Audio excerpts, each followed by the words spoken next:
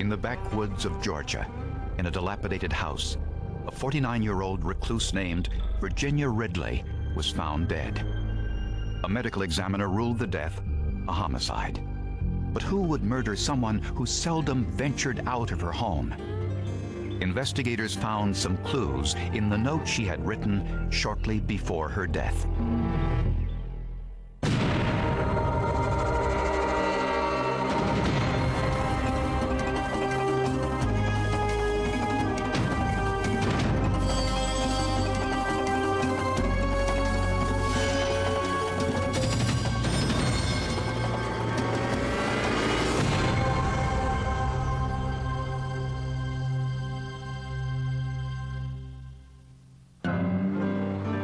Ringgold, Georgia, is a small rural town located at the base of the Blue Ridge Mountains. Life is simple here. The main street has only 3 traffic lights, and most of the town's 750 residents know or do business with each other.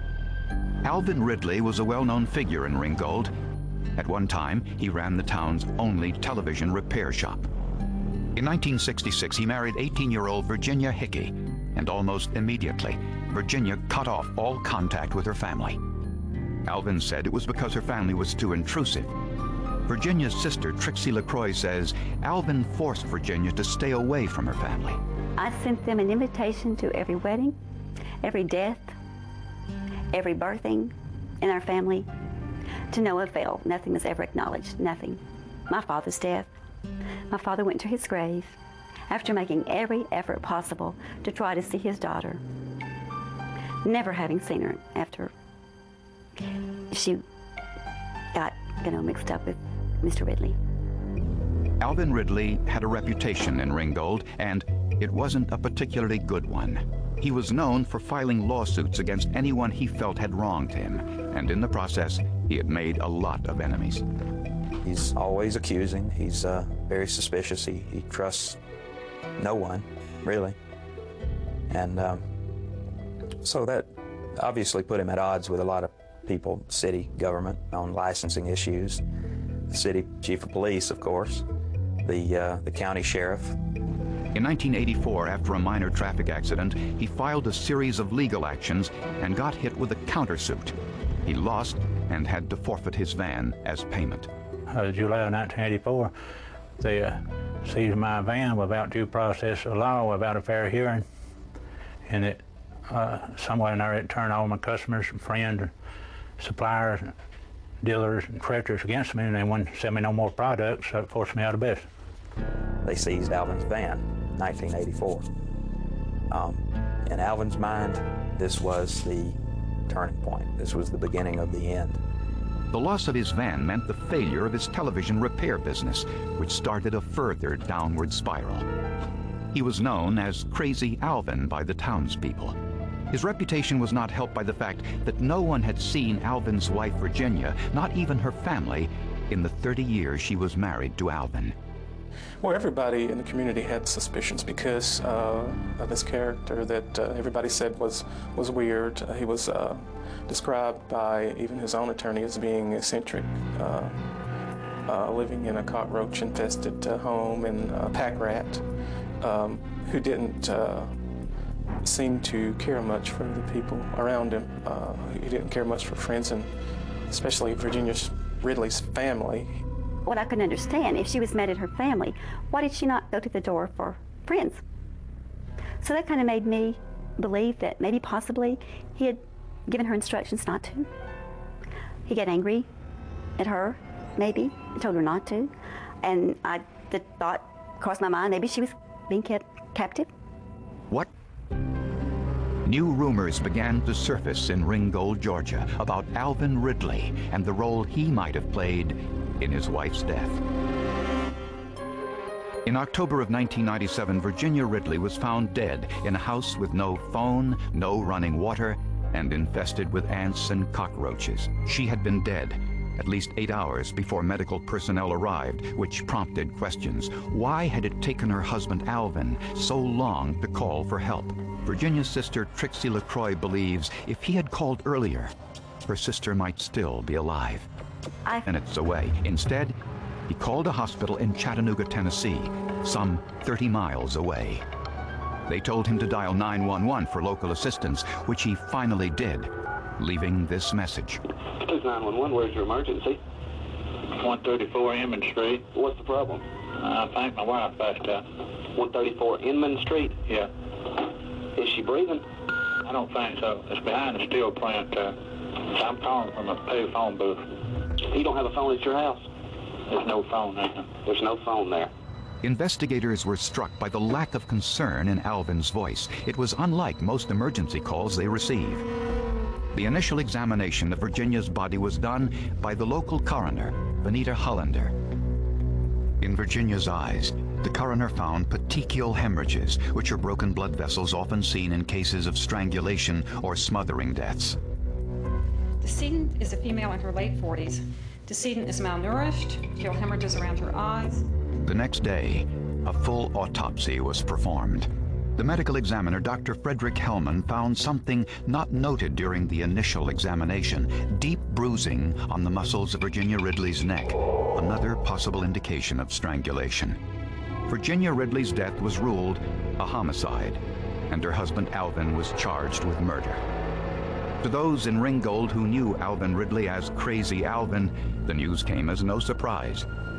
Everybody thought he killed his wife back in the 60s or the early 70s. And there was even talk that he killed her long, long time ago. And then one day he calls 911 and there is a recently dead body in the bed. And that's his wife. Because of the petechial hemorrhages in the eyes and the condition of the body, the coroner suspected foul play, and police could find no indication that Virginia had received routine medical care in the recent past. I think they checked a 50 to 100 mile radius. No doctor, no physician, no pharmacy, no hospital. This girl had not been anywhere in 30 years. The case soon got national attention. Beanie Hyatt covered the story for the Chattanooga Times Free Press. Nobody knew this man. All people knew about him was that he kept to himself and that Mr. Ridley hadn't been seen for 20-something years. So, you know, looking at those two things, you would say, hey, you know, this is a strange case. We're dealing with strange people. The town of Ringgold was gearing up for the biggest trial in its history, and investigators were in for another surprise when Alvin Ridley gave his explanation for how his wife died. Trixie LaCroix regularly visits the grave of her sister, a woman with whom she has more contact in death than she did in life. That's because Trixie and the rest of her family hadn't seen Virginia at all during the 30 years she lived with Alvin Ridley, the man now accused of her murder. I will say this, that if there is a God Almighty above, if there is a day of reckoning for all of us, which I believe there is, I would not want to be him. Alvin Ridley steadfastly maintained his innocence. I felt terrible, sad, depressed because I lost a loved one I cared a lot about. We was married 30 years. Sweet, happy Christian married life. I never hit her a time, she never hit me a time while we was married. Of course, we got in a few arguments, but that's all. Alvin's defense attorney, McCracken Poston, knew that the case against his client wouldn't be easy.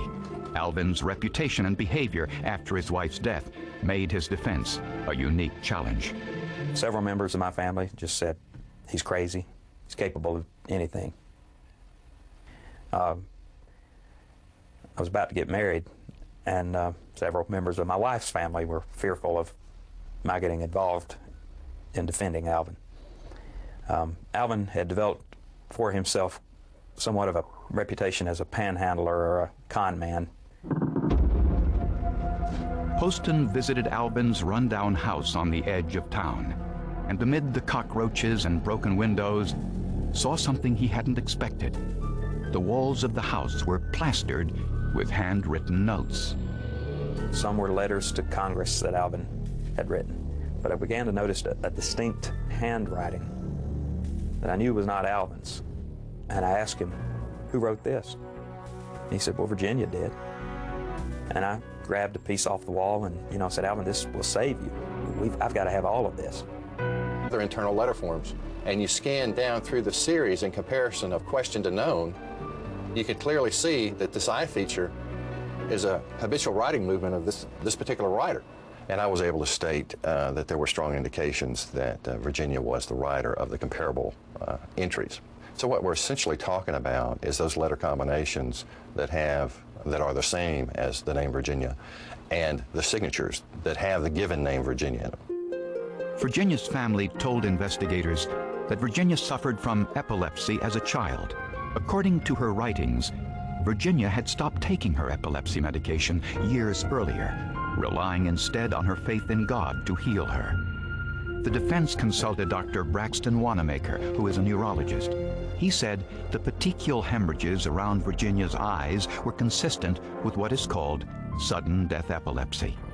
Dr. Wanamaker says sudden death epilepsy occurs in patients who stop taking their medication or haven't been properly diagnosed.